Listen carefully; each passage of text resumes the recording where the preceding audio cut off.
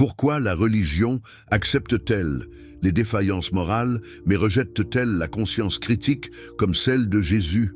Avez-vous déjà remarqué quelque chose d'étrange dans l'histoire du christianisme? Un paradoxe si troublant qu'il devrait nous faire perdre le sommeil. Voici la vérité brutale. L'homme que des milliards adorent aujourd'hui a été condamné à mort, torturé et crucifié par les autorités religieuses de son époque. Pourquoi?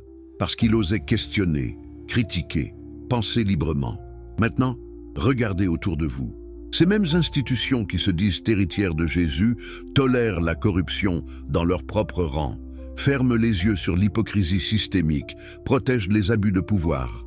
Mais que font-elles quand quelqu'un ose penser comme Jésus pensait? Quand quelqu'un remet en question l'autorité religieuse avec la même conscience critique que le Nazaréen lui-même démontrait? Avant de continuer, si vous appréciez les histoires qui défient les idées reçues, des récits qui osent révéler ce que l'histoire officielle tente de cacher, n'oubliez pas de vous abonner à cette chaîne.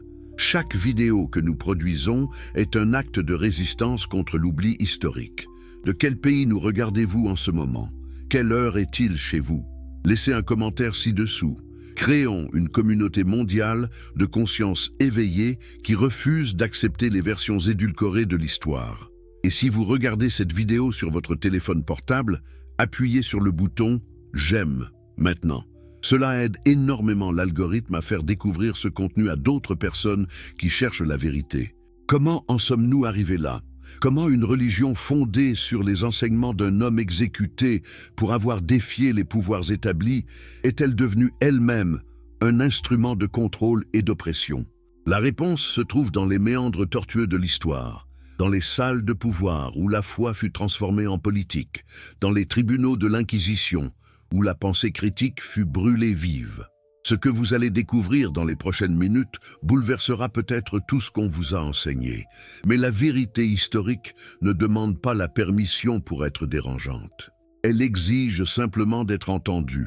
Première partie, Jésus de Nazareth, le révolutionnaire que l'Église préfère oublier. Imaginez la scène.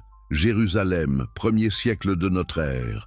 Le temple, centre nerveux du pouvoir religieux juif, grouille d'activité. Les marchands vendent leurs animaux sacrificiels à des prix exorbitants. Les changeurs de monnaie exploitent les pèlerins venus de loin. Et au milieu de cette corruption institutionnalisée, un charpentier de Nazareth renverse les tables, disperse les marchands et hurle que cette maison de prière est devenue une caverne de voleurs. Pensez-vous que cette action était simplement une colère passagère? Ou était-ce la manifestation d'une conscience critique qui refusait d'accepter que l'institution religieuse trahisse sa propre raison d'être? Les évangiles nous présentent un Jésus que les institutions religieuses contemporaines préféreraient voir rester dans les pages jaunies de l'histoire. Pourquoi? Parce que le Jésus historique était dangereux. Pas dangereux au sens criminel, mais dangereux pour tout système de pouvoir construit sur l'obéissance aveugle et la conformité. Quand il se tenait devant les scribes et les pharisiens, ces gardiens autoproclamés de la pureté religieuse, ses paroles n'étaient pas de douces platitudes. Elles étaient des accusations cinglantes, des dénonciations publiques qui exposaient l'hypocrisie au cœur même de l'establishment religieux. Malheur à vous, scribes et pharisiens hypocrites, tonnait-il devant les foules. Pouvez-vous imaginer la scène? Le silence choqué qui devait suivre de telles paroles? Dans une société où le respect de l'autorité religieuse était absolu, où remettre en question les leaders spirituels équivalait à blasphémer contre Dieu lui-même, Jésus brisait tous les codes. Il ne se contentait pas de critiquer discrètement en privé. Il dénonçait publiquement, nommant les abus, exposant les manipulations, révélant comment ceux qui se prétendaient les plus proches de Dieu étaient en réalité ceux qui en étaient les plus éloignés. Mais quelle était la nature exacte de ces accusations? Jésus ne reprochait pas aux pharisiens des erreurs théologiques mineures ou des différences d'interprétation scripturaire. Non, ces critiques visaient quelque chose de beaucoup plus fondamental, quelque chose qui résonne avec une clarté troublante à travers les siècles jusqu'à notre époque moderne. Il les accusait d'avoir créé un système religieux qui opprimait les gens au lieu de les libérer, qui alourdissaient leurs fardeaux au lieu de les alléger, qui fermaient les portes du royaume des cieux au lieu de les ouvrir. Vous liez des fardeaux pesants et difficiles à porter, et vous les mettez sur les épaules des hommes, mais vous-même, vous ne voulez pas les remuer du doigt, déclarait Jésus avec une précision chirurgicale. Voyez-vous le mécanisme qu'il dénonce ici ? C'est le mécanisme classique du pouvoir religieux institutionnalisé à travers l'histoire. Créer des règles impossibles à suivre, culpabiliser les gens pour leurs inévitables échecs, puis se positionner comme les seuls intermédiaires capables de médier entre le croyant coupable et un Dieu courroucé. Ce système génère une dépendance psychologique perpétuelle. Les gens ne peuvent jamais être libres parce qu'ils sont constamment en dette, constamment insuffisants, constamment besoin de l'institution pour leur salut. Mais Jésus ne s'arrêtait pas là.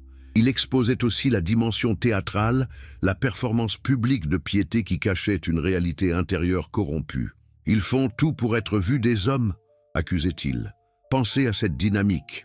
Pourquoi quelqu'un ferait-il de la religion une performance publique plutôt qu'une transformation intérieure authentique? Parce que la performance publique maintient le statut social, le pouvoir, l'influence. La transformation intérieure authentique, en revanche, pourrait mener à des questions inconfortables, à des remises en question du système lui-même. Les pharisiens élargissaient leurs phylactères et allongeaient les franges de leurs vêtements. Ils aimaient les premières places dans les festins et les premiers sièges dans les synagogues. Ils adoraient être salués sur les places publiques et être appelés « rabbi » par les gens. Mais pourquoi Jésus considérait-il cela comme problématique? N'était-ce pas simplement une question de vanité personnelle? Non, c'était beaucoup plus insidieux. Ces signes extérieurs de piété créaient une hiérarchie spirituelle, une division entre les saints et les pécheurs, entre ceux qui étaient dignes d'approcher Dieu et ceux qui devaient passer par des intermédiaires. Et c'est précisément ce système hiérarchique que Jésus démolissait systématiquement. N'appelez personne sur la terre votre Père, car un seul est votre Père, celui qui est dans les cieux, enseignait-il radicalement. Réalisez-vous ce que cette déclaration signifiait dans le contexte de structures religieuses basées sur l'autorité patriarcale. C'était une négation complète de la légitimité des hiérarchies religieuses humaines. Jésus établissait une relation directe entre l'individu et le divin, éliminant les intermédiaires autoproclamés qui monopolisaient l'accès à Dieu. Mais la critique la plus dévastatrice de Jésus concernait peut-être la dissociation entre enseignement et pratique, entre ce que les leaders religieux prêchaient et ce qu'ils vivaient réellement. « Ils disent et ne font pas », accusait-il avec une simplicité brutale. Pouvez-vous imaginer accusation plus mortelle pour des autorités religieuses? Leur crédibilité entière reposait sur l'affirmation qu'ils vivaient selon les standards qu'ils imposaient aux autres. Jésus révélait que c'était un mensonge. Plus troublante encore, Jésus les accusait d'exploitation financière des plus vulnérables. Vous dévorez les maisons des veuves tout en faisant pour l'apparence de longues prières, dénonçait-il. Voyez-vous la perversité de ce système? Les veuves, parmi les plus vulnérables de la société antique sans leur mari pour les protéger économiquement, étaient exploitées financièrement par ceux-là même qui prétendaient les guider spirituellement.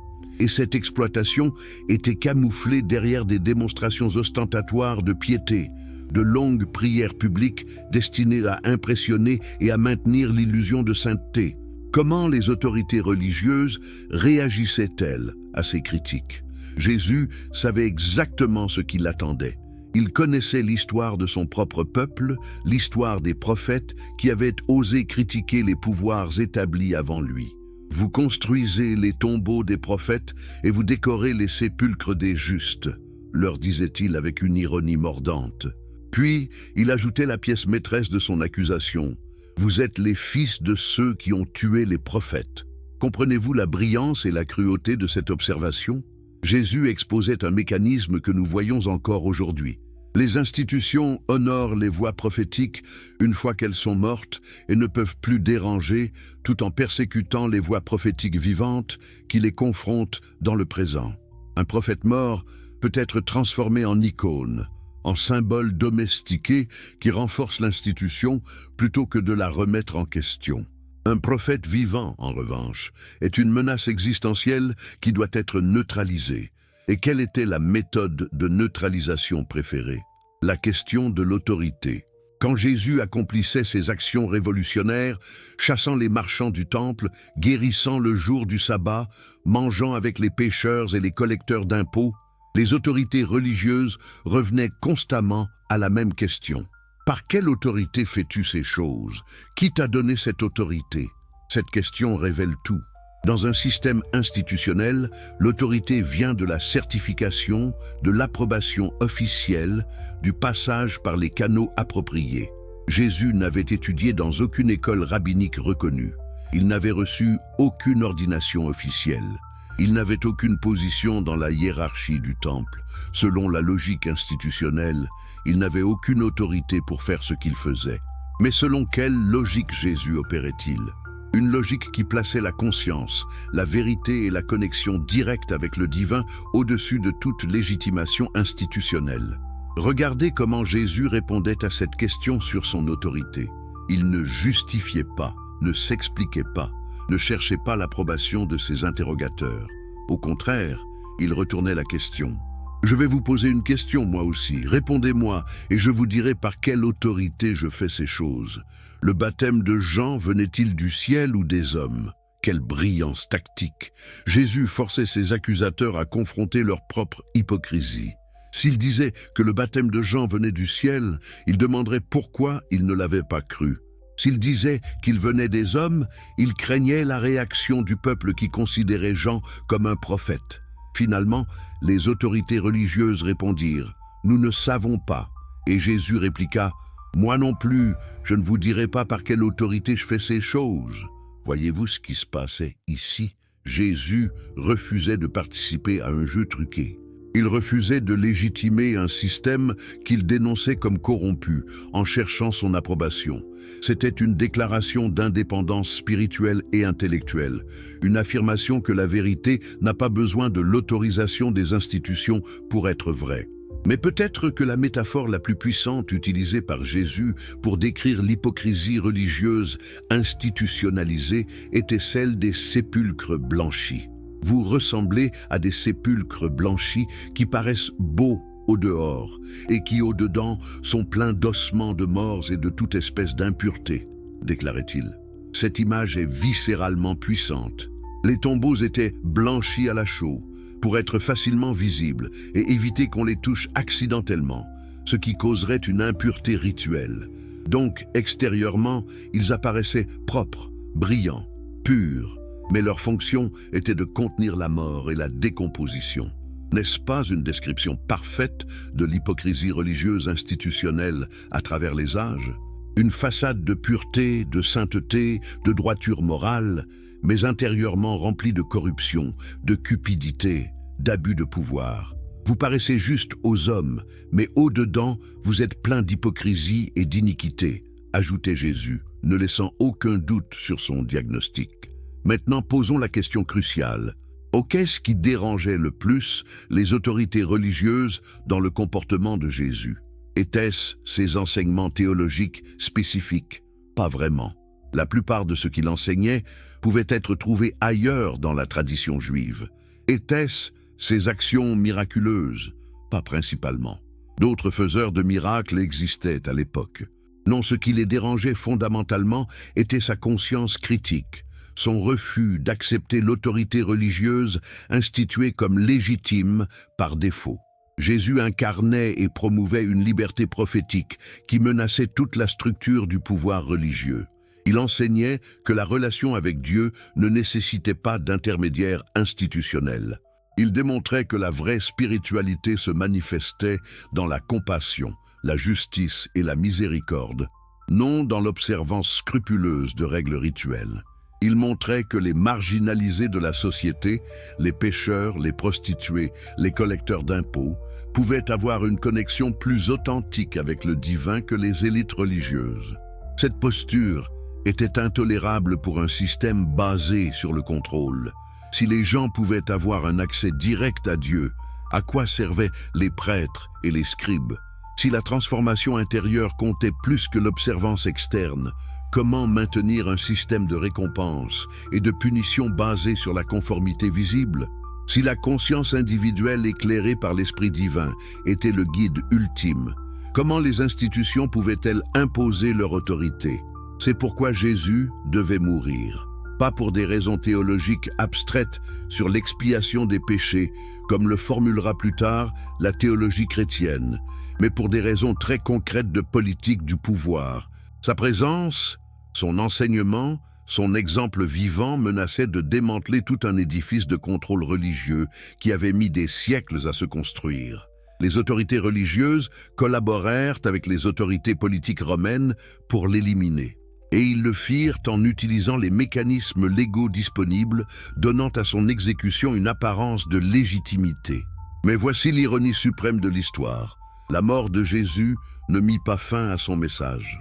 Au contraire, elle le transforma en symbole puissant de résistance à l'oppression, d'amour qui transcende la haine, de vérité qui survit à la répression. Ses disciples continuèrent son œuvre, prêchant une libération spirituelle qui défiait à la fois les structures religieuses juives et le pouvoir impérial romain. Pendant les 3 premiers siècles de l'ère chrétienne, ce mouvement chrétien primitif conserva une grande partie de l'esprit critique et prophétique de son fondateur.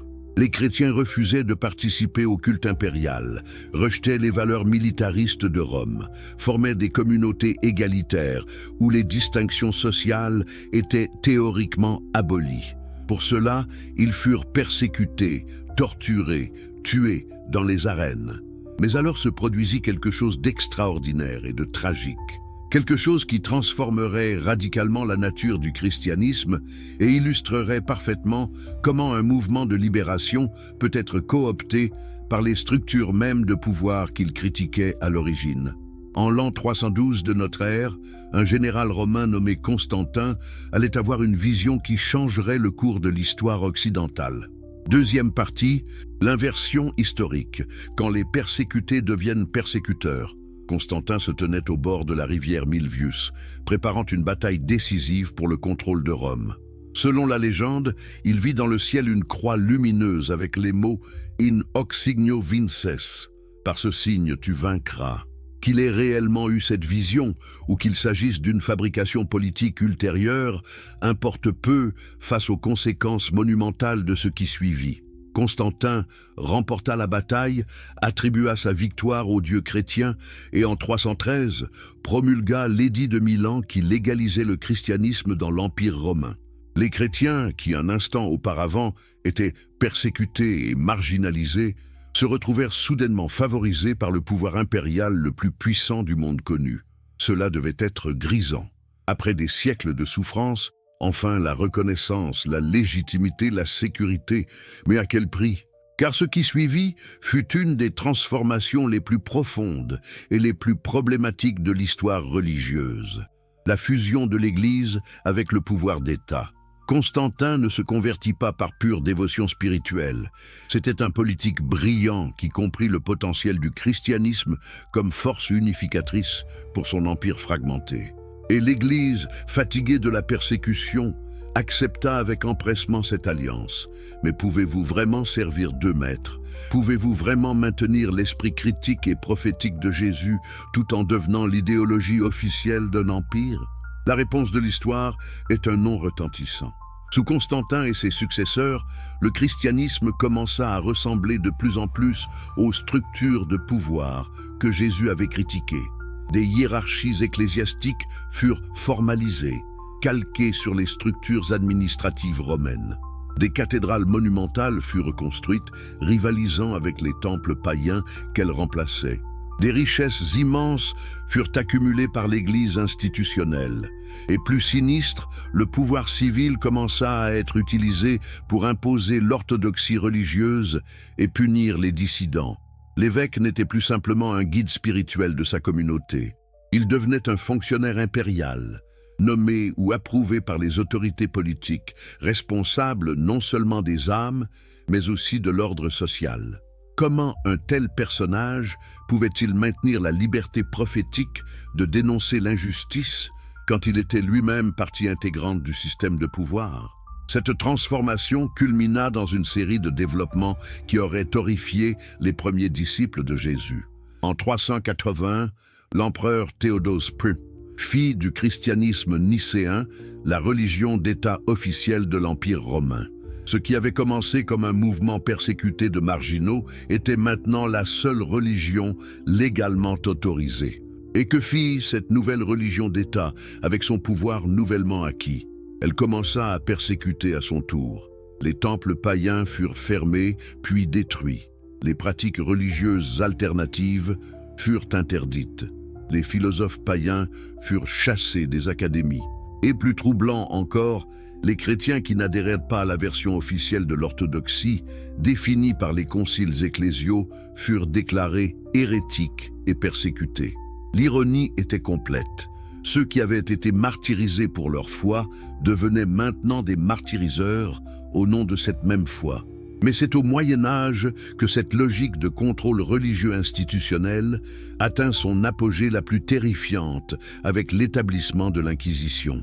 En 1184, le pape Lucius III établit l'Inquisition épiscopale. En 1231, le pape Grégoire IX créa l'Inquisition papale, la plaçant sous le contrôle direct du Vatican. Quelle était la fonction de cette institution? Officiellement, détecter et éliminer l'hérésie. Mais qu'est-ce que l'hérésie signifiait réellement dans ce contexte? L'hérésie n'était pas simplement une croyance théologique différente. C'était, fondamentalement, la pensée indépendante, le refus d'accepter l'autorité de l'Église institutionnelle comme arbitre final de la vérité. C'était, en d'autres termes, exactement le type de conscience critique que Jésus lui-même avait incarné. Mais maintenant, cette conscience critique était considérée comme le crime le plus grave imaginable, punissable, de torture et de mort. Les procédures de l'Inquisition étaient conçues pour éliminer toute possibilité de défense effective. L'accusé n'avait souvent pas le droit de connaître ses accusateurs. La torture était systématiquement utilisée pour extraire des confessions. Le témoignage obtenu sous la torture était considéré comme valide. Les droits élémentaires de défense étaient niés. Et si l'accusé était trouvé coupable et refusait de se rétracter, la sentence était l'exécution, généralement par le feu. Imaginez la scène. Un homme ou une femme, peut-être simplement parce qu'il ou elle avait osé questionner un dogme, lire la Bible dans sa langue natale ou critiquer la corruption du clergé local, était traîné devant les inquisiteurs. Après des mois ou des années de torture psychologique et physique, après avoir vu sa vie détruite et sa famille terrorisée, cet individu était attaché à un poteau entouré de bois. Le feu était allumé, et pendant que les flammes consumaient son corps, les prêtres priaient pour son âme, tout en se félicitant d'avoir purifié la communauté de l'hérésie. Combien de personnes furent tuées par l'Inquisition? Les historiens débattent des chiffres, mais il s'agit certainement de dizaines de milliers, peut-être de centaines de milliers, sur plusieurs siècles. Mais au-delà des nombres, considérez l'impact psychologique sur des populations entières. Quand le simple fait de penser différemment peut conduire à la torture et à la mort, qu'arrive-t-il à une société? La peur devient omniprésente. La conformité devient la seule stratégie de survie. La pensée critique meurt, remplacée par une acceptation servile de tout ce que l'autorité religieuse décrète. Les voisins se surveillent mutuellement, prêts à dénoncer la moindre déviation doctrinale. Les parents apprennent à leurs enfants à ne jamais questionner, à ne jamais douter, à ne jamais exprimer une opinion non autorisée. Et pendant ce temps, quel était l'état moral de l'institution qui imposait cette terreur? Les papes de la Renaissance vivaient dans un luxe obscène, engendrant des enfants illégitimes, achetant et vendant des positions ecclésiastiques, menant des guerres pour étendre leur territoire temporel. Les évêques accumulaient des fortunes en vendant des indulgences, promettant que les péchés pouvaient être pardonnés moyennant finances. Les prêtres de paroisse maintenaient souvent des concubines, malgré leurs vœux de célibat. Voyez-vous le pattern? Les mêmes leaders religieux qui torturaient et tuaient les gens pour avoir remis en question des points mineurs de doctrine vivaient eux-mêmes dans une violation flagrante des principes moraux les plus fondamentaux du christianisme. L'hypocrisie que Jésus avait dénoncée chez les pharisiens était maintenant multipliée à une échelle inimaginable dans l'institution qui se réclamait de son nom. Mais peut-être que le plus grand crime de l'Église médiévale était son monopole délibéré sur le savoir. Pendant des siècles, la vaste majorité de la population européenne était maintenue dans l'analphabétisme. Les Bibles n'existaient qu'en latin, une langue que seuls les clercs éduqués pouvaient lire. Traduire la Bible dans les langues vernaculaires était considéré comme un acte hérétique. Pourquoi? Parce que si les gens pouvaient lire la Bible par eux-mêmes, ils pourraient découvrir l'énorme fossé entre les enseignements de Jésus et les pratiques de l'Église. Ils pourraient remarquer que Jésus avait dit « N'appelez personne sur la terre votre Père », alors que toute la hiérarchie ecclésiastique était basée sur ce titre. Ils pourraient remarquer que Jésus avait enseigné à donner aux pauvres, alors que l'Église était l'institution la plus riche d'Europe. Ils pourraient remarquer que Jésus avait dénoncé l'hypocrisie religieuse, alors que l'Église en était l'incarnation même. Le contrôle du savoir était le contrôle de la réalité elle-même. Tant que l'Église pouvait contrôler ce que les gens savaient, ce qu'ils lisaient, ce qu'ils pensaient, elle pouvait maintenir son pouvoir absolu. Et ce contrôle était imposé non par la persuasion ou l'argument rationnel, mais par la peur, la menace, la violence institutionnalisée. Pensez à l'intentionnalité de ce système. Ce n'était pas un accident que la population soit maintenue ignorante. C'était une politique délibérée. Les connaissances scientifiques, philosophiques et théologiques étaient jalousement gardées dans les monastères et les universités contrôlées par l'Église. Le savoir qui pourrait remettre en question le pouvoir ecclésiastique était supprimé ou déformé. Les textes des philosophes grecs et romains qui promouvaient la pensée rationnelle et critique étaient soit détruits, soit réécrits pour les conformer à la doctrine chrétienne. Et qu'arrivait-il quand quelqu'un tentait de briser ce monopole?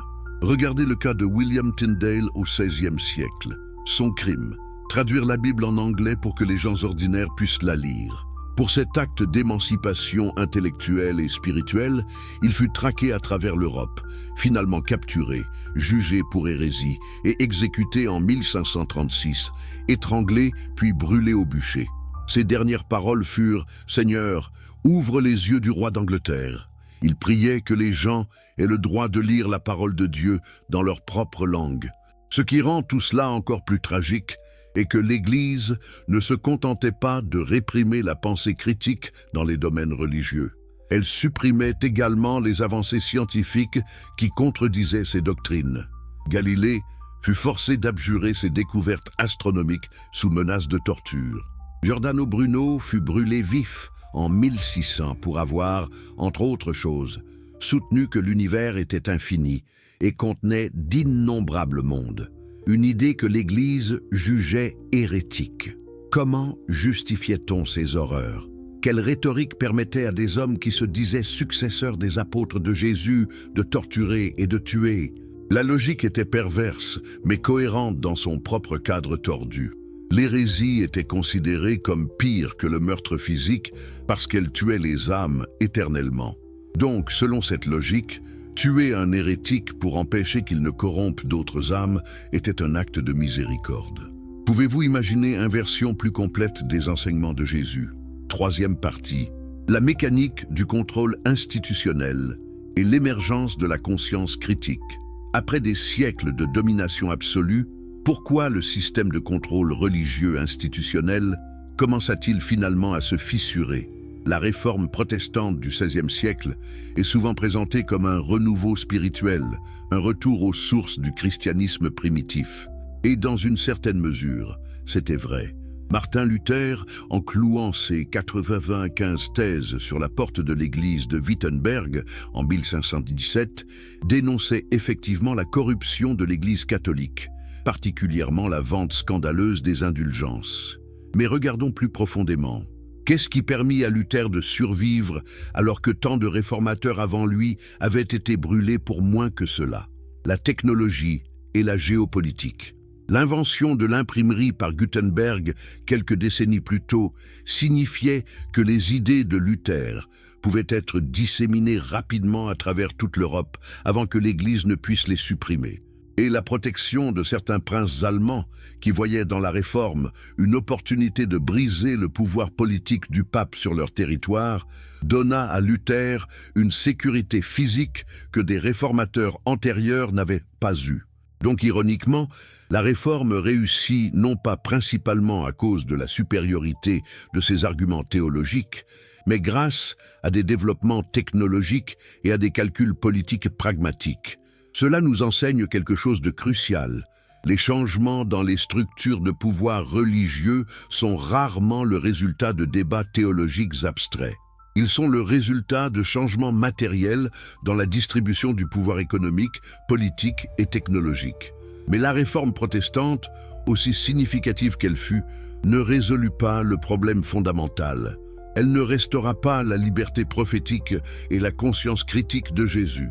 Au contraire, elle remplaça simplement une structure de contrôle religieux institutionnel par d'autres. Luther lui-même démontra rapidement qu'il était tout aussi intolérant de la dissidence que l'Église qu'il avait quittée. Il écrivit des pamphlets virulents demandant la persécution des anabaptistes et des Juifs. Calvin établit à Genève une théocratie qui brûla Michel Servet au bûcher pour ses opinions hérétiques. Le protestantisme se fragmenta rapidement en dizaines, puis en centaines, puis en milliers de dénominations différentes. Chacune prétendait avoir la véritable interprétation de la Bible. Chacune, dans les régions où elle était dominante, cherchait à imposer son orthodoxie particulière. Les guerres de religion qui ravagèrent l'Europe pendant plus d'un siècle après la Réforme firent des millions de morts. Dans la guerre de 30 ans, certaines régions d'Allemagne perdirent jusqu'à 60% de leur population. C'est dans ce contexte de violence religieuse apparemment sans fin qu'émergea un nouveau mouvement intellectuel qui oserait finalement remettre en question le fondement même de l'autorité religieuse institutionnelle, les Lumières. Et au cœur de ce mouvement se trouvait un philosophe juif portugais vivant en Hollande, dont les idées étaient si radicales, si dangereuses pour toutes les structures de pouvoir religieux établies, qu'il serait excommunié, anathématisé, et resterait l'un des penseurs les plus controversés de l'histoire, Baruch Spinoza. Né à Amsterdam en 1632, Spinoza grandit dans la communauté juive séfarade des descendants de juifs expulsés d'Espagne et du Portugal. Brillant étudiant, il semblait destiné à devenir un érudit rabbinique respecté. Mais le jeune Spinoza avait un défaut fatal, il posait des questions. Il n'acceptait pas les réponses simplement parce qu'elles étaient traditionnelles ou autorisées. Il insistait pour penser par lui-même. En 1656, à l'âge de 23 ans, Spinoza fut excommunié de la communauté juive avec un hérem, anathème, d'une sévérité exceptionnelle. Le décret d'excommunication le maudissait avec la malédiction dont Josué maudit Jéricho, avec la malédiction qu'Élisée prononça contre les enfants, et avec toutes les malédictions écrites dans la loi. Personne ne devait lui parler, lui écrire, lui rendre service, rester sous le même toit que lui, ou lire quoi que ce soit qu'il avait écrit. Quel était son crime? Les registres ne sont pas entièrement clairs, mais nous savons que Spinoza avait commencé à exprimer des doutes sur la nature anthropomorphique de Dieu, sur l'authenticité divine de la Torah, sur l'immortalité de l'âme et sur le statut spécial du peuple juif. En d'autres termes, il appliquait une analyse rationnelle et critique aux doctrines religieuses fondamentales. Et pour cela, il fut déclaré anathème. Mais Spinoza ne se tut pas. Au contraire, cette excommunication le libéra pour développer l'une des philosophies les plus radicales et les plus cohérentes de l'histoire occidentale. Dans son œuvre maîtresse, la Éthique, Spinoza développa une vision panthéiste. Dieu et la nature sont identiques. Deus sive natura, Dieu ou la nature. Il n'y a pas de Dieu transcendant, personnel, qui écoute les prières et intervient dans les affaires humaines. Il y a seulement la substance infinie de la réalité elle-même. Pouvez-vous imaginer combien cette idée était dangereuse pour les structures de pouvoir religieux? Si Dieu n'est pas une personne qui commande et punit, sur quoi repose l'autorité des institutions religieuses qui prétendent parler en son nom? Si tout dans l'univers découle nécessairement des lois de la nature, Quel rôle pour les miracles sur lesquels les religions fondent leur légitimité? Si la Bible est un texte humain, produit historiquement et reflétant les préjugés de son temps, comment peut-elle être la source d'autorité absolue? Mais c'est dans son traité théologico-politique, publié anonymement en 1670, que Spinoza appliqua directement sa pensée critique aux questions de religion et de politique. Il y argumentait que l'écriture ne devait pas être considérée comme une source de connaissances philosophiques ou scientifiques, mais plutôt comme un texte dont le but est essentiellement moral, enseigner l'obéissance et la charité. Les passages qui semblent enseigner des vérités métaphysiques doivent être compris comme des accommodations au niveau de compréhension du public primitif auquel il s'adressait. Plus radicalement encore, Spinoza argumentait pour une séparation complète entre la religion et l'État, et pour une liberté absolue de pensée et d'expression. La fin de la République est la liberté, écrivait-il. Et cette liberté incluait explicitement la liberté de critiquer la religion, de questionner les dogmes, de penser et de parler selon sa propre conscience. Pourquoi Spinoza accordait-il une telle importance à la liberté de penser? Parce qu'il comprenait quelque chose de fondamental sur la nature des institutions religieuses et leur relation avec le pouvoir. Il observait comment les autorités religieuses créaient constamment de nouveaux décrets tous les jours sur les cérémonies, la foi et d'autres points. Ces proliférations de règles arbitraires servaient à maintenir la population dans un état de peur et de dépendance perpétuelle. Spinoza dénonçait comment la religion était transformée en superstition funeste quand elle était contrôlée par des institutions qui l'utilisaient pour leurs propres fins politiques. Il argumentait que la véritable religion, dépouillée de toute la superstition et de tous les rituels inutiles, se réduisait à un principe simple, la justice et la charité envers le prochain. Tout le reste, les dogmes complexes, les cérémonies élaborées, les hiérarchies ecclésiastiques, n'étaient que superstructures humaines, sans légitimité divine. Les implications de la pensée de Spinoza étaient révolutionnaires. Si chaque individu avait le droit et la responsabilité de penser par lui-même sur les questions religieuses, l'autorité des institutions religieuses s'effondrait.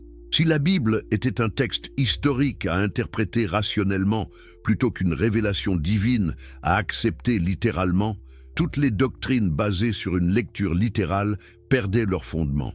Si Jésus n'était pas divin, mais simplement un sage enseignant la morale, tout l'édifice théologique du christianisme s'écroulait. Sans surprise, le traité théologico-politique fut immédiatement banni par les autorités civiles et religieuses à travers l'Europe. Il fut dénoncé comme un livre forgé en enfer par le juif renégat et le diable. Spinoza lui-même vécut le reste de sa courte vie, il mourut à 44 ans en 1677, dans une relative pauvreté et isolation, survivant en polissant des lentilles optiques. Son œuvre principale, l'Éthique, ne fut publiée qu'après sa mort et fut immédiatement interdite également. Mais les idées ne peuvent pas être tuées aussi facilement que les gens. Malgré toutes les interdictions, malgré toutes les dénonciations, la philosophie de Spinoza se répandit dans les cercles intellectuels européens. Elle influença profondément les philosophes des Lumières qui suivirent, Voltaire, Diderot, d'Holbach et beaucoup d'autres.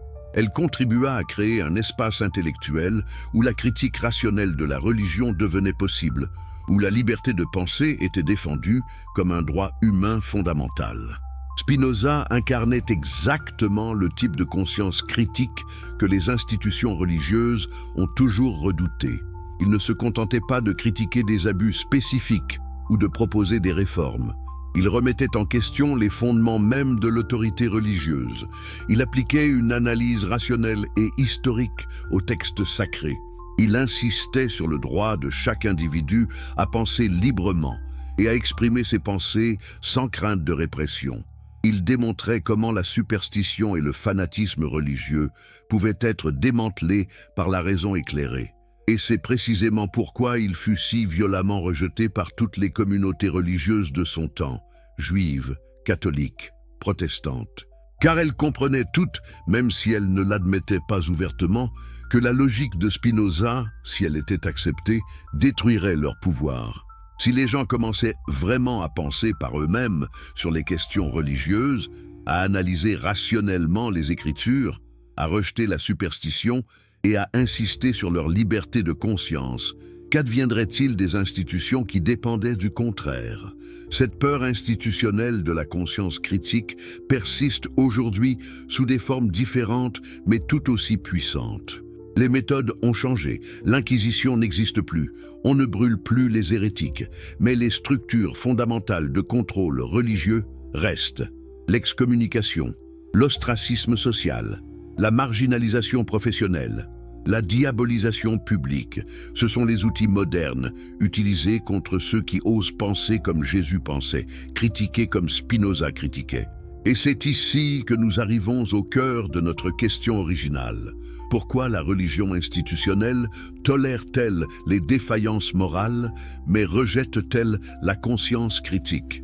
La réponse devrait maintenant être claire. Les défaillances morales des individus à l'intérieur du système, aussi graves soient-elles, ne menacent pas nécessairement le système lui-même. Un prêtre corrompu, un évêque hypocrite, même un pape scandaleux, tout cela peut être géré, caché, rationalisé. Le système institutionnel peut survivre, parfois même s'en servir, en prétendant que ces problèmes sont simplement des faiblesses humaines individuelles plutôt que des défauts systémiques. Mais la conscience critique, la pensée indépendante, le questionnement fondamental de l'autorité religieuse elle-même, cela menace l'existence même du système. C'est pourquoi Jésus fut crucifié, alors que les pécheurs et les collecteurs d'impôts qu'il fréquentait ne l'étaient pas. C'est pourquoi Spinoza fut anathématisé alors que des rabbins hypocrites prospéraient. C'est pourquoi aujourd'hui encore, les théologiens qui remettent en question les dogmes fondamentaux sont marginalisés alors que les scandales moraux au sein des hiérarchies religieuses sont minimisés et pardonnés. Le pattern est clair. Les institutions religieuses, comme toutes les institutions humaines, développent au fil du temps un instinct de survie institutionnelle qui dépasse leur mission originale. Elles deviennent plus préoccupées par leur propre perpétuation, leur pouvoir, leur richesse, leur influence que par les valeurs qu'elles prétendent représenter. Et dans ce processus, elles deviennent exactement le type de structure que leurs fondateurs avaient souvent critiqué. C'est l'ironie tragique de l'histoire religieuse. Le mouvement commence avec un prophète, un réformateur, un penseur critique qui défie les pouvoirs établis au nom d'une vision plus authentique de la spiritualité. Mais au fur et à mesure que ce mouvement se développe, s'institutionnalise, acquiert du pouvoir, il réplique inexorablement les structures mêmes qu'il critiquait à l'origine. Et quand de nouvelles voix prophétiques émergent pour défier la nouvelle orthodoxie, elles sont traitées exactement comme l'ancien establishment traitait le fondateur original. Voilà pourquoi nous devons nous souvenir. Nous devons nous souvenir de Jésus renversant les tables dans le temple. Nous devons nous souvenir de Spinoza polissant ses lentilles en exil. Nous devons nous souvenir de tous ceux qui, à travers l'histoire, ont osé penser librement, critiquer honnêtement et vivre authentiquement malgré la répression institutionnelle. Car c'est seulement en nous souvenant que nous pouvons résister à la perpétuelle tendance des institutions à étouffer la conscience critique qui est la seule chose qui puisse nous garder humains, libres et spirituellement vivants. Si cette exploration de la vérité cachée vous passionne, si vous êtes de ceux qui refusent les versions simplifiées de l'histoire, abonnez-vous immédiatement à cette chaîne. De quel pays nous regardez-vous en ce moment? Quelle heure est-il chez vous? Écrivez-le dans les commentaires. Créons ensemble une communauté internationale qui ose affronter les questions inconfortables. Et si vous visionnez ceci sur votre téléphone portable, appuyez sur « J'aime maintenant ». Ce simple geste permet à YouTube de partager ce contenu avec des milliers d'autres personnes qui cherchent la vérité historique. Quatrième partie. L'hypocrisie systémique. Pourquoi les défaillances morales sont tolérées dans les structures religieuses? Pensons maintenant à une question dérangeante qui hante l'histoire du christianisme depuis 2 millénaires. Comment se fait-il que les mêmes institutions qui ont torturé et exécuté des penseurs pour avoir remis en question des points doctrinaux mineurs aient simultanément toléré, protégé et même célébré des leaders corrompus jusqu'à la moelle? Cette contradiction n'est pas accidentelle. Elle révèle quelque chose de fondamental sur la nature du pouvoir institutionnel religieux et sa relation avec la moralité versus l'orthodoxie. Revenons à cette scène que Jésus décrivait avec une précision dévastatrice. Les pharisiens et les scribes qui dévorent les maisons des veuves tout en faisant pour l'apparence de longues prières. Arrêtons-nous sur cette image. Qui étaient ces veuves dans le contexte de la Palestine du 1er siècle? Elles représentaient la catégorie la plus vulnérable de la société, des femmes sans protection masculine dans une culture patriarcale, sans source de revenus stable, dépendantes de la charité communautaire pour leur survie. Et qui les exploitait? Précisément ceux qui prétendaient être leurs guides spirituels, leurs protecteurs devant Dieu. Comment fonctionnait ce système d'exploitation? Les leaders religieux utilisaient leur autorité spirituelle pour manipuler ces femmes vulnérables, leur faisant croire que donner leurs dernières ressources au temple ou aux autorités religieuses était nécessaire pour leur salut éternel. Imaginez la perversité psychologique de cette manipulation. Prendre avantage de la foi sincère de quelqu'un, de son désir désespéré d'être en règle avec Dieu pour extraire de l'argent dont cette personne a besoin pour survivre. Et ensuite, pour maintenir les apparences publiques de sainteté, faire de longues prières ostentatoires qui donnent l'impression d'une piété profonde. Jésus voyait à travers ce théâtre moral avec une clarté absolue, mais voici ce qui est crucial. Il ne critiquait pas simplement des individus corrompus. Il dénonçait un système, une structure institutionnelle qui permettait, encourageait même, ce type d'hypocrisie. Comment ? En valorisant l'apparence de piété au-dessus de la substance morale réelle, en mesurant la spiritualité par des observances externes plutôt que par la transformation intérieure, en créant une classe de professionnels religieux dont le statut et le revenu dépendaient du maintien de leur position d'intermédiaire entre Dieu et le peuple. Vous nettoyez l'extérieur de la coupe et du plat, tandis que l'intérieur est rempli de rapine et d'intempérance, déclarait Jésus. Cette métaphore domestique cache une critique sociologique profonde. Pensez à ce que signifie nettoyer uniquement l'extérieur d'un récipient.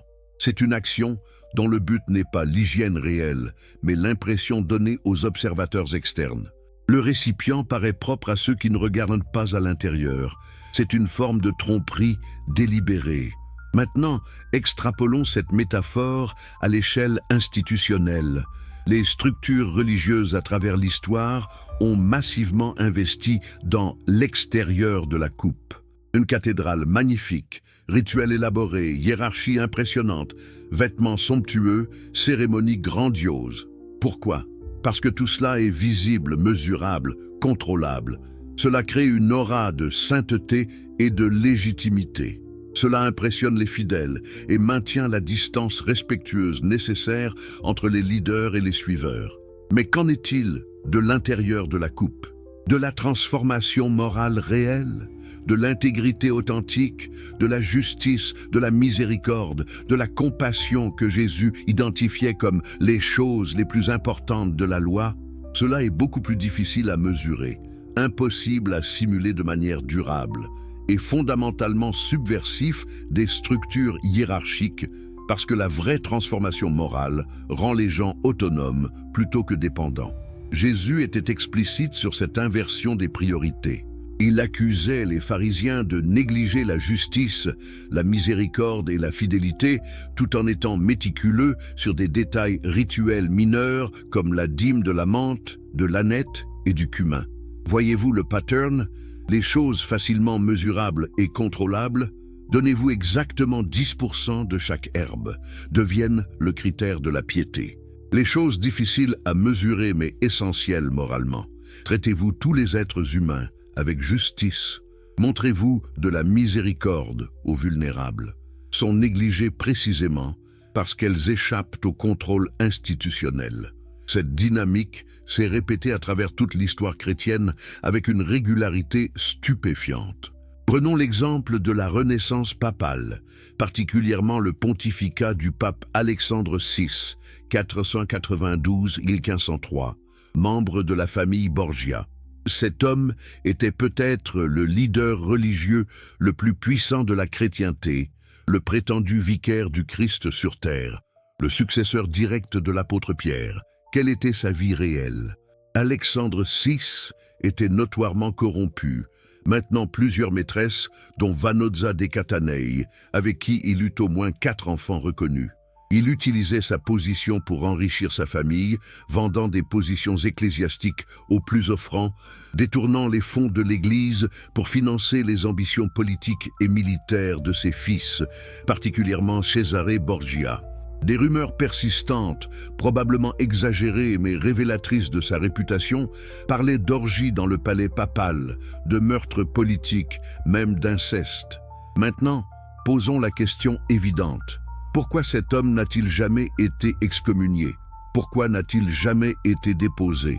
Pourquoi l'institution qu'il dirigeait, qui brûlait régulièrement des gens pour des hérésies doctrinales, tolérait-elle une corruption morale aussi flagrante à son sommet même?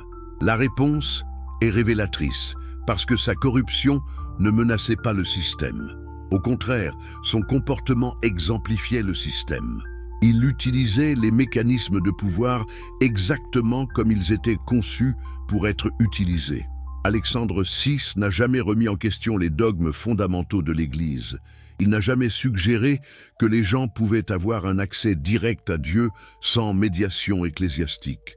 Il n'a jamais critiqué la structure hiérarchique ou le système d'indulgence. Il n'a jamais traduit la Bible dans les langues vernaculaires ou encouragé les laïcs à l'interpréter par eux-mêmes. En d'autres termes, malgré sa corruption personnelle totale, il ne menaçait jamais les fondements du pouvoir institutionnel. Et donc, il était toléré, même protégé par le système qu'il incarnait. Comparons maintenant cela au destin de Jan Hus, un réformateur tchèque qui vécut un siècle avant Alexandre VI. Hus critiquait la vente des indulgences, la corruption du clergé, et argumentait que l'autorité de la Bible était supérieure à celle du pape. Pour ses positions, notez, des positions théologiques et ecclésiologiques, pas des défaillances morales personnelles, Hus fut condamné comme hérétique au concile de Constance en 415. Malgré un sauf-conduit impérial qui était censé garantir sa sécurité, il fut brûlé vif. Pouvez-vous voir la dynamique? Un pape vivant dans une corruption morale totale reste en fonction et meurt dans son lit. Un réformateur menant une vie personnellement intègre est brûlé vif. Pourquoi? Parce que le pape, malgré son immoralité, soutenait le système de pouvoir institutionnel. Le réformateur, malgré sa moralité, remettait en question ce système. Cette logique perverse atteignit peut-être son expression la plus obscène dans la pratique des indulgences que Martin Luther finit par dénoncer.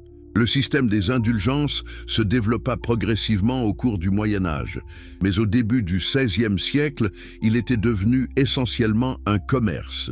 Donnez de l'argent à l'Église, recevez la rémission des peines temporelles pour vos péchés. Le pape Léon X, qui voulait financer la construction de la basilique Saint-Pierre à Rome, autorisa une vente massive d'indulgences en Allemagne.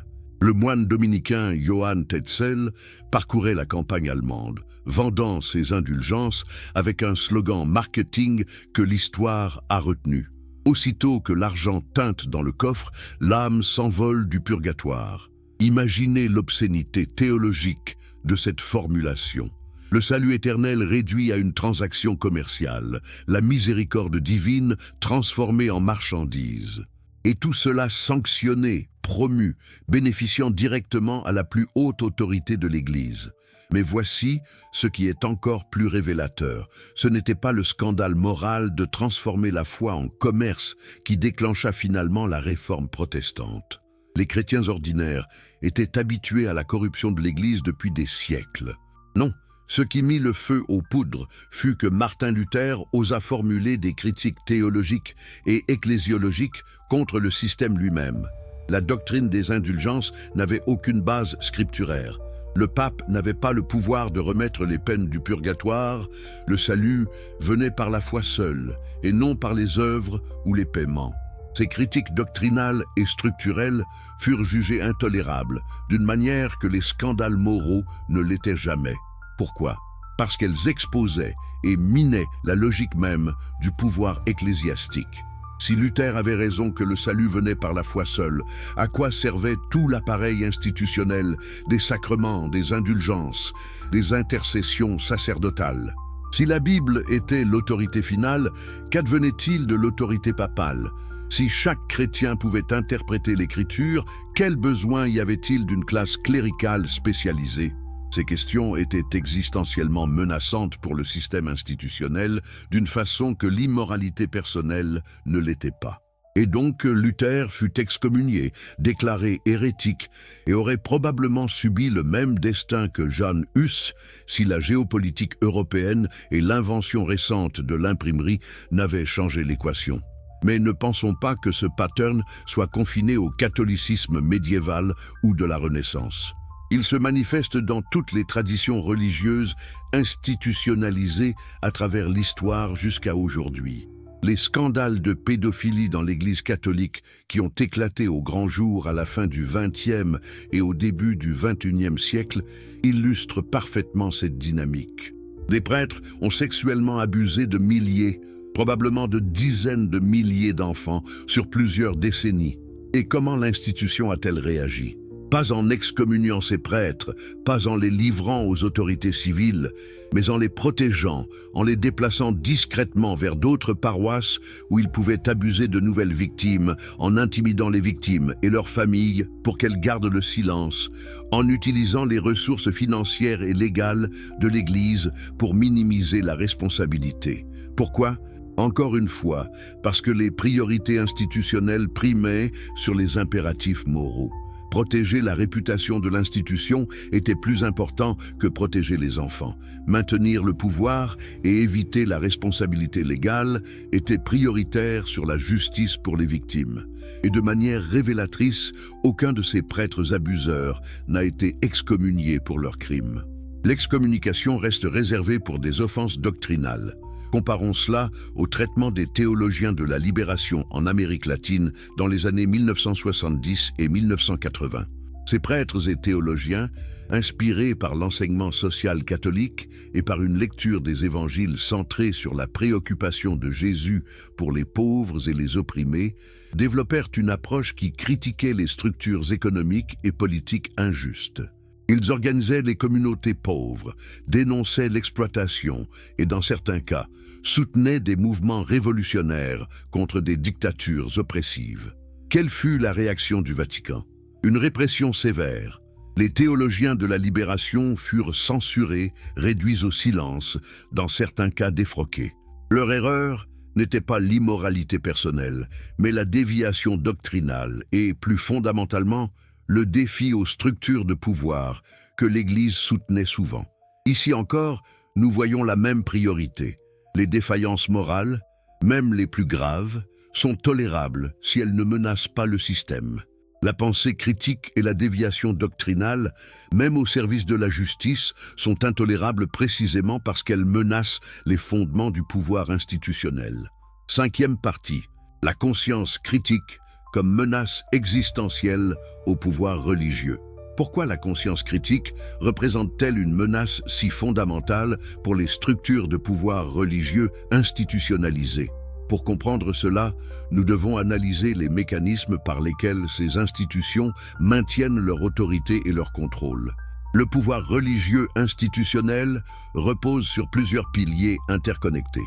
Premièrement, le monopole de l'interprétation. L'institution prétend être la seule autorité légitime pour interpréter les textes sacrés, définir la doctrine correcte et médier entre le divin et l'humain. Deuxièmement, la conformité obligatoire. Les membres sont tenus d'accepter et d'affirmer les enseignements officiels sous peine d'exclusion ou de punition. Troisièmement, la hiérarchie sacralisée. Une structure de commandement claire où l'autorité coule du haut vers le bas et est considérée comme divinement ordonnée. Quatrièmement, le contrôle de l'information. Régulation de ce que les membres peuvent lire, apprendre et discuter concernant les questions religieuses. La conscience critique menace chacun de ces piliers simultanément. Une personne qui pense de manière critique et indépendante ne peut pas accepter qu'une institution humaine ait le monopole de la vérité divine. Elle insistera pour examiner les textes sacrés par elle-même, pour évaluer les doctrines selon leur cohérence logique et leur alignement avec les valeurs éthiques fondamentales, pour questionner les interprétations officielles qui semblent servir les intérêts institutionnels plutôt que la vérité spirituelle. Une personne avec une conscience critique développée ne peut pas maintenir une conformité aveugle. Elle distinguera entre l'adhésion volontaire basée sur la conviction personnelle et la conformité imposée basée sur la peur ou la pression sociale. Elle demandera des justifications rationnelles pour les doctrines plutôt que de simplement accepter parce que l'autorité le dit. Une personne qui pense de manière critique remettra en question les hiérarchies qui prétendent à une autorité divine alors qu'elles manifestent des défauts humains évidents. Elle observera que les leaders religieux sont aussi faillibles, aussi sujets à la corruption et à l'abus de pouvoir que n'importe quel autre être humain, et refusera de leur accorder une déférence excessive. Et une personne critiquement consciente rejettera toute tentative de contrôler l'information qu'elle peut accéder. Elle insistera sur son droit à lire largement, à explorer des perspectives alternatives, à être exposée à la critique aussi bien qu'à l'apologétique. Comprenez-vous maintenant pourquoi les institutions religieuses ont historiquement réagi avec une hostilité si viscérale à la conscience critique? Ce n'est pas principalement par méchanceté ou par désir pervers de contrôle pour lui-même. C'est parce que, de leur perspective, la survie même de l'institution dépend du maintien de ses piliers de pouvoir. Si les gens commencent à penser par eux-mêmes, à questionner l'autorité, à exiger des justifications rationnelles, toute la structure menace de s'effondrer. C'est pourquoi Jésus était si dangereux. Pas parce qu'il prêchait l'amour, beaucoup de rabbins prêchaient l'amour. Pas parce qu'il faisait des miracles, d'autres faisaient des miracles. Mais parce qu'il incarnait et promouvait une conscience critique qui sapait les fondements mêmes de l'autorité religieuse établie. Quand Jésus disait « Vous avez entendu qu'il a été dit, mais moi je vous dis », il ne faisait pas que proposer des interprétations alternatives de la loi. Il affirmait que sa propre conscience morale, sa propre compréhension de la volonté divine avait une autorité égale ou supérieure à la tradition reçue et aux interprétations officielles des scribes. C'était révolutionnaire et profondément subversif. Quand Jésus guérissait le jour du sabbat et répondait aux critiques en disant « Le sabbat a été fait pour l'homme et non l'homme pour le sabbat », il articulait un principe qui minait tout système religieux basé sur l'observance de règles.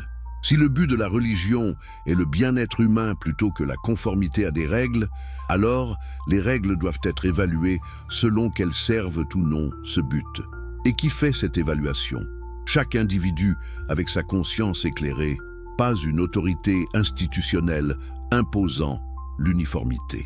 Quand Jésus mangeait avec les pécheurs et les collecteurs d'impôts, ignorant les règles de pureté rituelle, il démontrait que l'accès à Dieu n'était pas médié par le respect scrupuleux de réglementations religieuses ou par l'approbation des autorités religieuses. N'importe qui pouvait s'approcher de Dieu directement, dans n'importe quel état moral. Cette accessibilité directe rendait les intermédiaires institutionnels superflus. Et quand Jésus dénonçait publiquement l'hypocrisie des leaders religieux, nommant leurs abus, exposant la dissociation entre leur rhétorique pieuse et leur comportement réel, il modélisait ce que fait la conscience critique. Elle refuse d'être intimidée par les titres et les positions. Elle évalue les gens selon leurs actions réelles plutôt que leurs prétentions. Elle dit la vérité au pouvoir même quand c'est dangereux. Voilà pourquoi les autorités religieuses devaient le tuer. Sa simple existence, son enseignement, son exemple, menaçaient de déclencher une épidémie de pensée indépendante qui détruirait leur système de contrôle. Et ils avaient raison d'être inquiets, parce que c'est exactement ce qui s'est passé. Le mouvement qu'il a initié malgré tous les efforts ultérieurs pour le domestiquer et l'institutionnaliser, a porté en lui une graine de libération qui a germé encore et encore à travers l'histoire. Chaque fois qu'un chrétien a lu les évangiles et a remarqué le fossé entre Jésus et l'Église établi en son nom, cette graine a germé. Chaque fois qu'un croyant a osé questionner pourquoi l'institution qui prêche la pauvreté vit dans le luxe, qui prêche l'humilité exige la soumission, qui prêche l'amour pratique l'exclusion, cette graine a germé. Chaque fois qu'une conscience individuelle s'est réveillée et a refusé de se conformer simplement parce que l'autorité l'exigeait, cette graine a germé. C'est pourquoi l'histoire chrétienne est ponctuée de mouvements hérétiques, de réformes, de schismes, de réveils. Ce sont les moments où la conscience critique réasserte, où les gens se rappellent de Jésus original plutôt que du Jésus domestiqué par les institutions, où l'esprit prophétique refuse d'être étouffé. Et chaque fois, les institutions réagissent avec répression parce qu'elles reconnaissent la menace existentielle. Spinoza comprenait cette dynamique avec une clarté extraordinaire. C'est pourquoi il argumentait si passionnément pour la liberté de pensée et d'expression. Il voyait que sans cette liberté, les êtres humains ne pouvaient pas vraiment être humains, ne pouvaient pas développer leurs facultés rationnelles, ne pouvaient pas vivre authentiquement. Et il voyait que les institutions religieuses étaient parmi les plus grands obstacles à cette liberté parce que leur pouvoir dépendait de son absence. Dans son analyse, Spinoza identifiait comment les autorités religieuses utilisaient la superstition, la peur de forces surnaturelles imprévisibles et la dépendance envers des rituels pour les apaiser, comme un outil de contrôle. En maintenant les gens dans la peur et l'ignorance, en multipliant les règles et les observances dont la signification restait mystérieuse, en prétendant avoir un accès spécial au divin que les gens ordinaires ne possédaient pas, les institutions religieuses créaient une dépendance perpétuelle. La solution de Spinoza était radicale. Dépouiller la religion de toute la superstition, de tous les mystères artificiels, de toutes les prétentions à un savoir ésotérique. Réduire la religion à son essence morale, justice et charité. Tout le reste, les dogmes complexes, les rituels élaborés, les hiérarchies sacerdotales devaient être reconnus comme constructions humaines sans autorité divine. Et chaque individu devait être libre de penser, de questionner, de critiquer sans crainte de répression. Naturellement, cette vision était anathème pour toutes les institutions religieuses de son temps, parce qu'elle éliminait leur raison d'être. Si la religion se réduit à la moralité, pourquoi avons-nous besoin d'églises, de prêtres, de théologiens ? Si chacun peut penser par soi-même sur les questions religieuses, pourquoi avons-nous besoin d'autorité doctrinale ? Si les textes sacrés sont simplement des documents historiques à interpréter rationnellement, pourquoi avons-nous besoin d'interprètes autorisés ? 6e partie. Les conséquences historiques du silence et l'appel à la liberté prophétique. L'histoire du XXe siècle nous offre peut-être les exemples les plus troublants et les plus instructifs de ce qui arrive quand les institutions religieuses choisissent la préservation institutionnelle plutôt que la conscience prophétique critique. Nulle part cela n'est plus clair que dans la réponse des églises chrétiennes à la montée du fascisme en Europe et à l'Holocauste qui suivit. En 1933, quand Adolf Hitler prit le pouvoir en Allemagne, il trouva dans de nombreuses églises chrétiennes des alliés enthousiastes plutôt que des opposantes. Le mouvement des chrétiens allemands, Deutsche Christen, embrassa activement l'idéologie nazie, tentant de synthétiser le christianisme avec le nationalisme raciste. Ils retirèrent l'Ancien Testament de leur Bible parce qu'il était trop juif. Ils présentèrent Jésus comme un arien combattant les Juifs. Ils décoraient leurs églises avec des croix gammées. Comment était-ce possible ? Comment des gens qui se disaient disciples de Jésus, un Juif crucifié par un empire oppressif, pouvaient-ils embrasser une idéologie de suprématie raciale et de violence génocidaire ? La réponse se trouve dans ce que nous avons exploré. Quand l'obéissance à l'autorité et la conformité au consensus social remplacent la conscience critique individuelle, quand les institutions religieuses deviennent plus préoccupées par leur statut et leur pouvoir que par la fidélité aux valeurs qu'elles prétendent représenter, n'importe quelle perversion devient possible. Il y eut des exceptions héroïques. L'Église confessante Bekennende dirigée par des figures comme Dietrich Bonhoeffer et Martin Niemöller, résista courageusement au nazisme. Bonhoeffer participa même à un complot pour assassiner Hitler et fut exécuté dans un camp de concentration juste avant la fin de la guerre. Mais ces résistants étaient une minorité. La majorité des chrétiens allemands soit collaborèrent activement, soit restèrent passivement silencieux pendant que leurs voisins juifs étaient persécutés, déportés et assassinés. Et l'Église catholique? Le pape Pie XII reste une des figures les plus controversées de cette période, précisément à cause de son silence. Malgré des rapports détaillés sur les atrocités nazies, malgré des supplications des victimes et de leurs défenseurs, Pie XII ne fit jamais de déclaration publique explicite condamnant l'Holocauste. Pourquoi ce silence? Les défenseurs de Pie XII argumentent qu'il travaillait en coulisses pour sauver des Juifs, que des protestations publiques auraient pu aggraver la situation, qu'il devait protéger les catholiques dans les territoires contrôlés par les nazis. Tout cela peut contenir des éléments de vérité. Mais une lecture plus critique suggère que Pie XII privilégiait la préservation institutionnelle et les calculs politiques au-dessus de l'impératif moral prophétique de dénoncer le mal radical. L'Église catholique avait signé un concordat avec le régime nazi en 1933, garantissant certains droits à l'Église en échange de son retrait de la politique. Briser ce concordat par une dénonciation publique aurait mis l'institution en danger. De plus, le Vatican voyait le communisme soviétique comme une menace existentielle plus grande que le nazisme et ne voulait pas affaiblir l'Allemagne nazie qui servait de rempart contre l'expansion soviétique.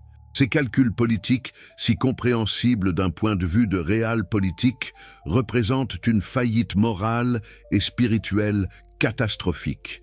Imaginez être un chrétien juif dans les ghettos ou les camps. Vous avez été enseigné toute votre vie que le pape est le vicaire du Christ sur terre, le père spirituel de tous les catholiques, quelqu'un qui parle avec l'autorité de Dieu lui-même.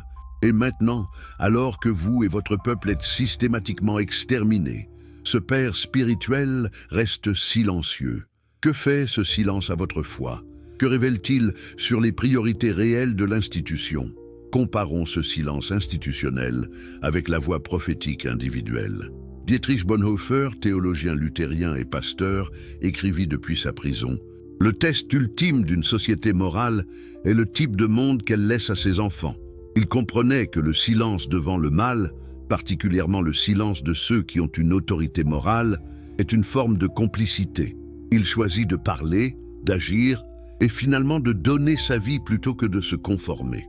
Ou considérez le curé du village français du Chambon-sur-Lignon, André Trocmé, qui avec sa communauté protestante sauva des milliers de juifs pendant l'occupation nazie, les cachant et les faisant passer en Suisse malgré les risques énormes. Quand les autorités de Vichy demandèrent la liste des juifs dans sa paroisse, Trocmé répondit: « Nous ne connaissons pas de juifs ici, seulement des êtres humains. » Cette conscience morale, cette fidélité aux valeurs évangéliques, au-dessus de la conformité à l'autorité, voilà ce que la conscience critique prophétique produit. Mais l'histoire de la complicité religieuse dans l'injustice ne s'arrête pas avec l'Holocauste. Regardons l'apartheid en Afrique du Sud. L'Église réformée néerlandaise, Dutch Reformed Church, fournit la justification théologique pour l'apartheid, argumentant que la séparation raciale était ordonnée par Dieu. Elle enseignait que les différentes races avaient été créées pour rester séparées, que mélanger les races violait l'ordre divin de la création. Cette théologie servait à légitimer un système brutal d'oppression raciale qui dura des décennies. Encore une fois, il y eut des voix prophétiques dissidentes. L'archevêque Desmond Tutu, utilisant sa position dans l'Église anglicane, dénonça inlassablement l'apartheid comme intrinsèquement mauvais et contraire à l'Évangile. Il subit des menaces, du harcèlement, la censure, Mais il ne se tue pas. Sa conscience critique, éclairée par les enseignements de Jésus sur la dignité égale de tous les êtres humains, ne permettait pas le silence. Ou regardons l'Amérique latine dans les années 1970 et 1980. Des dictatures militaires brutales, souvent soutenues par les États-Unis, torturaient et assassinaient des dizaines de milliers de leurs propres citoyens. Quelle fut la position de nombreuses églises? Beaucoup des hiérarchies catholiques et protestantes soutenaient ces régimes, ou au minimum restaient silencieuses, préférant l'ordre autoritaire au chaos potentiel de mouvements populaires. Mais les théologiens de la libération, les prêtres et les religieuses, travaillant dans les communautés pauvres, refusèrent ce silence. Inspirés par une lecture des évangiles qui mettait l'accent sur l'option préférentielle de Dieu pour les pauvres et opprimés, ils dénoncèrent l'injustice, organisèrent les communautés et dans certains cas payèrent de leur vie. L'archevêque Oscar Romero au Salvador fut assassiné en 1980 pendant qu'il célébrait la messe, précisément parce que sa prédication prophétique dénonçait les escadrons de la mort et appelait les soldats à désobéir aux ordres injustes. Et comment le Vatican réagit-il à cette théologie de la libération, à ces voix prophétiques qui prenaient au sérieux l'enseignement de Jésus sur la justice pour les pauvres? Avec répression, les théologiens de la libération furent censurés, démis de leur position d'enseignement, réduits au silence. Leur erreur était d'appliquer une analyse critique aux structures de pouvoir économique et politique et de suggérer que l'Église devrait se tenir du côté des opprimés plutôt que de maintenir une neutralité qui servait de facto les oppresseurs. Voyez-vous le pattern récurrent? Encore et encore à travers l'histoire, les institutions religieuses choisissent la préservation de leur pouvoir et de leur statut au-dessus de la fidélité prophétique à la justice. Elles tolèrent, excusent, parfois participent activement à des injustices massives. Mais elles répriment vigoureusement la pensée critique, la dissidence doctrinale, les voix prophétiques qui les appellent à vivre selon leurs propres valeurs proclamées. Aujourd'hui, nous assistons à l'émergence de ce que certains appellent le christianisme post-institutionnel. Des millions de personnes, particulièrement parmi les générations plus jeunes, se désaffilient des églises organisées. Ils citent l'hypocrisie, l'obsession avec des questions sexuelles mineures tout en ignorant des injustices économiques massives, la complicité avec des idéologies politiques oppressives, l'insistance sur la conformité doctrinale plutôt que sur la transformation morale authentique. Est-ce une crise ou une opportunité? D'un point de vue institutionnel, c'est certainement une crise. Perte de membres, de revenus, d'influence culturelle. Mais d'un point de vue de conscience critique prophétique, cela pourrait être un moment de libération, un retour à l'essence du message de Jésus, débarrassé des structures institutionnelles qui l'ont obscurci pendant si longtemps. Spinoza dirait probablement que ce moment était inévitable. Vous ne pouvez pas indéfiniment maintenir un système basé sur la superstition, l'ignorance imposée et l'autorité non questionnée dans un monde où l'éducation se répand, où l'information est accessible, où la pensée critique est valorisée. Éventuellement, les gens s'éveillent, ils remarquent les contradictions, ils posent des questions. Ils refusent de se soumettre simplement parce que l'autorité l'exige. La question qui se pose maintenant est « qu'est-ce qui émergeait de ce moment ?» Un renouveau authentique du christianisme prophétique, libéré des structures de pouvoir corrompues, centré sur les enseignements radicaux de Jésus sur la justice, la compassion et la libération, ou simplement de nouvelles formes d'institutions religieuses qui reproduiront éventuellement les mêmes patterns de contrôle et d'hypocrisie. La réponse dépend de si nous pouvons apprendre les leçons de l'histoire, si nous pouvons reconnaître que le problème n'est pas simplement des leaders corrompus individuels, mais des structures institutionnelles qui encouragent la corruption. Si nous pouvons valoriser la conscience critique prophétique au-dessus de la conformité docile, si nous pouvons créer des communautés de foi qui sont suffisamment sécurisées pour permettre le questionnement, la dissidence, le débat vigoureux, sans recourir à l'exclusion et à la diabolisation. Jésus ne nous a pas laissé une institution, Il nous a laissé un exemple de conscience éveillée qui refuse de se conformer aux attentes des pouvoirs établis. Il nous a laissé un enseignement qui place la compassion au-dessus des règles, la justice au-dessus du rituel, la liberté spirituelle au-dessus de la conformité externe. Il nous a laissé la liberté prophétique de nous tenir debout et de dire la vérité même quand c'est dangereux, même quand cela nous coûte, même quand les institutions religieuses elles-mêmes s'y opposent. Spinoza a démontré que cette liberté prophétique peut être philosophiquement fondée, qu'elle n'exige pas la foi religieuse, mais découle de notre nature rationnelle elle-même. Les êtres humains, en tant qu'êtres rationnels, ont le droit et le devoir de penser par eux-mêmes, de questionner l'autorité, de refuser la soumission à la superstition et à la manipulation. Ensemble, Jésus et Spinoza, le prophète religieux et le philosophe rationaliste, convergeant sur cette vérité fondamentale. La libération humaine exige la conscience critique. Elle exige que nous refusions d'accepter les affirmations d'autorité simplement parce qu'elles viennent de sources traditionnelles ou puissantes. Elle exige que nous évaluions toutes les doctrines, toutes les institutions, tous les leaders, selon qu'ils servent ou non la justice, la compassion, la libération humaine. Et elle exige que nous reconnaissions la priorité de la conscience morale sur la conformité doctrinale, de l'intégrité authentique sur l'apparence de piété, de la transformation réelle sur le rituel vide. C'est le message que les institutions religieuses ont toujours trouvé intolérable, celui qu'elles ont toujours cherché à réprimer.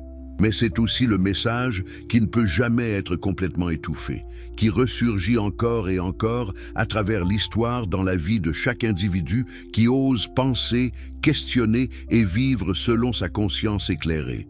Vous êtes encore là? Cela signifie que vous faites partie de ces rares personnes qui cherchent la vérité au-delà des versions officielles. Si ce voyage à travers les corridors sombres de l'histoire religieuse vous fascine, abonnez-vous maintenant pour ne manquer aucune de nos explorations futures. De quel coin du monde suivez-vous cette histoire? Quelle heure affiche votre horloge en ce moment? Partagez-le dans les commentaires, construisons une communauté globale de consciences éveillées. Et si vous regardez sur votre smartphone, un simple « j'aime » aide l'algorithme à propager cette vérité à des milliers d'autres chercheurs de vérité. 7e partie. Les mécanismes contemporains du contrôle religieux et la résistance prophétique. Nous vivons au XXIe siècle, une époque de progrès technologique sans précédent, d'accès universel à l'information, de communication instantanée à travers le globe. Nous pourrions penser que les mécanismes de contrôle religieux que nous avons explorés appartiennent au passé, reliques d'âges obscurs, maintenant dépassés. Mais serait-ce vraiment le cas? Ou ces mécanismes se sont-ils simplement adaptés, trouvant de nouvelles formes, pour le même objectif fondamental, maintenir le pouvoir institutionnel en supprimant la conscience critique? Regardons honnêtement notre époque. L'Inquisition n'existe plus, c'est vrai. On ne brûle plus les hérétiques sur les bûchers publics. Mais l'excommunication existe toujours, sous ce nom ou sous d'autres. L'ostracisme social pour ceux qui questionnent les doctrines officielles demeure une réalité puissante. La marginalisation professionnelle de théologiens et de clercs qui osent penser différemment continue. La diabolisation publique de ceux qui critiquent les institutions religieuses est peut-être plus intense que jamais à l'ère des médias sociaux. Comment fonctionne le contrôle dans les institutions religieuses contemporaines? Les méthodes sont plus subtiles, mais non moins efficaces. Prenons l'exemple de la culture du silence, qui prévaut dans de nombreuses institutions religieuses. Nous avons vu comment cette culture a permis la dissimulation systématique d'abus sexuels pendant des décennies. Mais elle va bien au-delà de cette tragédie spécifique. Dans de nombreuses communautés religieuses, il existe une compréhension implicite mais puissante. Certaines questions ne doivent pas être posées. Certains doutes ne doivent pas être exprimés. Certaines critiques ne doivent pas être formulées. Cette culture n'est pas maintenue principalement par des règles explicites, mais par des mécanismes sociaux subtils.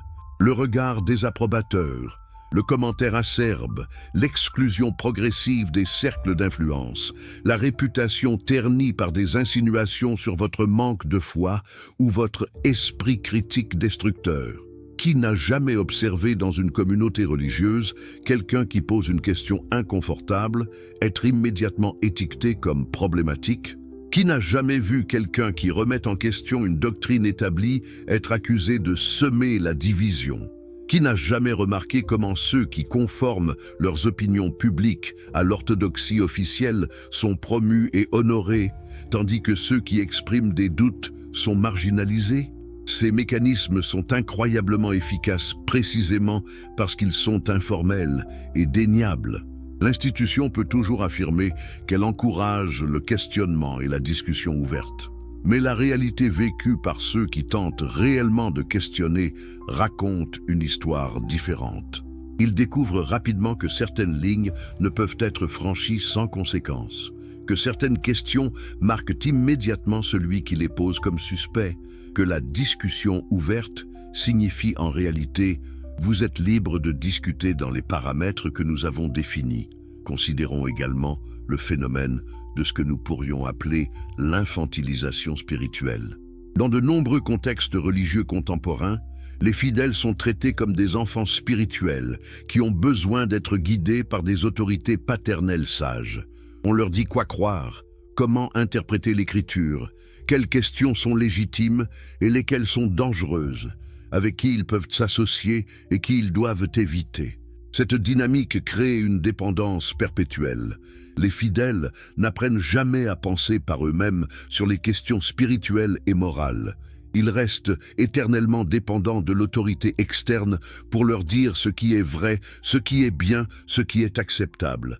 Et cette dépendance, bien sûr, sert parfaitement les intérêts de l'institution qui maintient ainsi son pouvoir. Mais qu'arriverait-il si les gens apprenaient à lire l'écriture par eux-mêmes, à réfléchir de manière critique sur les questions théologiques, à faire confiance à leur propre conscience morale, éclairée par l'esprit, plutôt qu'à une autorité institutionnelle externe? Ils pourraient commencer à remarquer les contradictions. Ils pourraient commencer à questionner pourquoi l'institution vit si différemment de ce qu'elle prêche.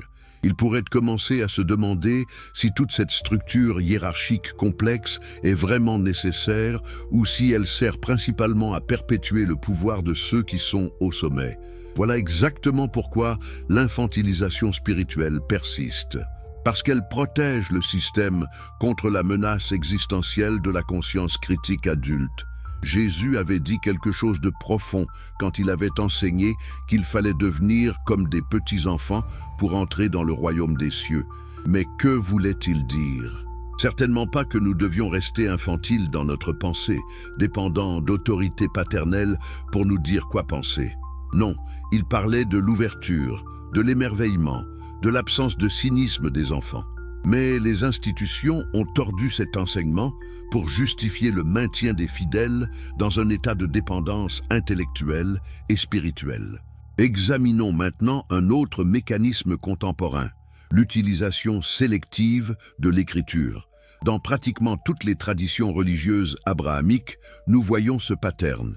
Certains passages scripturaires sont constamment cités, prêchés, mis en avant, tandis que d'autres sont systématiquement ignorés ou minimisés. Pourquoi cette sélectivité? Parce que différents passages servent différents intérêts. Les passages qui appellent à l'obéissance à l'autorité sont fréquemment cités. Obéissez à vos leaders devient un refrain constant. Les passages qui soulignent la générosité financière envers les institutions religieuses sont régulièrement invoqués. Les passages qui condamnent certains comportements sexuels que l'institution souhaite contrôler sont abondamment prêchés. Mais qu'en est-il des passages où Jésus dénonce l'hypocrisie religieuse, où il critique les leaders religieux qui alourdissent les fardeaux des gens, où il attaque ceux qui dévorent les maisons des veuves, où il dit de ne pas accumuler des trésors sur terre? Ces passages sont remarquablement absents de nombreux sermons contemporains. Ou s'ils sont mentionnés, ils sont rapidement spiritualisés, transformés en métaphores abstraites qui ne menacent personne, vidés de leur force prophétique concrète. Pourquoi? Parce que, appliqués honnêtement, ils remettraient en question l'institution elle-même, ses pratiques, ses priorités, sa structure de pouvoir. Pensez à la dissonance cognitive requise pour ignorer systématiquement les enseignements les plus radicaux de Jésus. Un pasteur se tenant dans une méga-église valant des millions, prêchant la prospérité matérielle, accumulant une fortune personnelle, peut-il vraiment ne pas voir la contradiction avec Jésus disant « Il est plus facile à un chameau de passer par le trou d'une aiguille qu'à un riche d'entrer dans le royaume de Dieu ». Un leader religieux, vivant dans le luxe, peut-il vraiment ne pas entendre Jésus disant « Les renards ont des tanières et les oiseaux du ciel ont des nids, mais le Fils de l'homme n'a pas d'endroit où reposer sa tête ?» Bien sûr qu'ils le voient et l'entendent, mais ils ont développé des mécanismes psychologiques et théologiques élaborés pour rationaliser ces contradictions. Ils se disent que leur richesse est une bénédiction de Dieu, preuve de sa faveur. Ils se convainquent que leur position est nécessaire pour l'œuvre du royaume. Ils créent des théologies de la prospérité qui retournent complètement le message de Jésus, transformant celui qui a dit « Malheur à vous qui êtes riches » en quelqu'un qui voudrait que tout le monde soit riche. C'est l'hypocrisie que Jésus dénonçait mais amplifiée à l'échelle industrielle. Et la tragédie est que des millions de fidèles sincères acceptent ces rationalisations parce qu'ils n'ont jamais été enseignés à lire l'Écriture de manière critique par eux-mêmes, à faire confiance à leur propre conscience morale, à questionner les autorités religieuses. 8e partie. La danse mortelle entre religion et pouvoir politique. L'histoire nous enseigne une leçon que chaque génération semble devoir réapprendre douloureusement. Quand la religion fusionne avec le pouvoir politique, les résultats sont presque toujours catastrophiques pour l'humanité et désastreux pour l'authenticité spirituelle elle-même. Pourtant, encore et encore, nous voyons des leaders religieux et des institutions rechercher cette alliance, attirés par la promesse du pouvoir et de l'influence. Constantin l'a commencé, nous l'avons vu, en transformant le christianisme de mouvement persécuté en religion d'État. Mais le pattern s'est répété innombrablement depuis. Au Moyen-Âge, la théorie des 2 épées prétendait que Dieu avait donné l'autorité spirituelle à l'Église et l'autorité temporelle au roi. Mais dans la pratique, les papes tentaient constamment d'affirmer leur suprématie sur les monarques, et les monarques tentaient de contrôler les nominations ecclésiastiques. Cette lutte pour le pouvoir entre autorités religieuses et politiques produisit des siècles de conflits, de guerres, de souffrances massives pour les populations ordinaires prises au milieu. Mais ce n'était pas vraiment une lutte entre le spirituel et le temporel, entre Dieu et César. C'était une lutte entre 2 formes de pouvoir institutionnel, chacune utilisant la rhétorique spirituelle pour masquer des ambitions très terrestres. Spinoza avait vu cela clairement et avait argumenté pour une séparation radicale. Que la religion se concentre sur l'enseignement de la moralité et reste hors de la politique, et que l'État garantisse la liberté religieuse mais ne favorise aucune religion particulière. C'était révolutionnaire pour son époque et reste controversé aujourd'hui dans de nombreuses parties du monde. Pourquoi cette séparation est-elle si importante? Parce que quand la religion obtient le pouvoir de l'État, elle est inévitablement corrompue par ce pouvoir. Elle commence à utiliser la coercition plutôt que la persuasion, la force plutôt que l'exemple, la loi plutôt que l'amour. Et inversement, quand l'État utilise la religion pour légitimer son pouvoir, la religion devient un outil de contrôle social plutôt qu'une voie de libération spirituelle. Nous avons vu les fruits de cette fusion dans l'Holocauste, où l'Église allemande largement collaborait ou restait silencieuse. Nous l'avons vu dans l'apartheid sud-africain justifié théologiquement. Nous le voyons aujourd'hui dans les États théocratiques où la loi religieuse est imposée par la force étatique, où l'apostasie est un crime capital, où les femmes sont opprimées au nom de Dieu, où les minorités sont persécutées avec des justifications scripturaires. Mais nous le voyons aussi dans des formes plus subtiles, dans les démocraties occidentales modernes. Quand des leaders religieux mobilisent leur communauté comme bloc votant, pour imposer leur moralité particulière à toute la société à travers la législation. Quand des politiciens cyniques utilisent le langage religieux et cultivent le soutien des institutions religieuses pour obtenir et maintenir le pouvoir. Quand des questions de politique publique sont réduites à des tests de pureté religieuse. Le résultat est une corruption mutuelle. La politique devient tribale et polarisée, incapable de compromis parce que les questions sont formulées en termes absolus religieux plutôt qu'en termes pragmatiques de bien commun.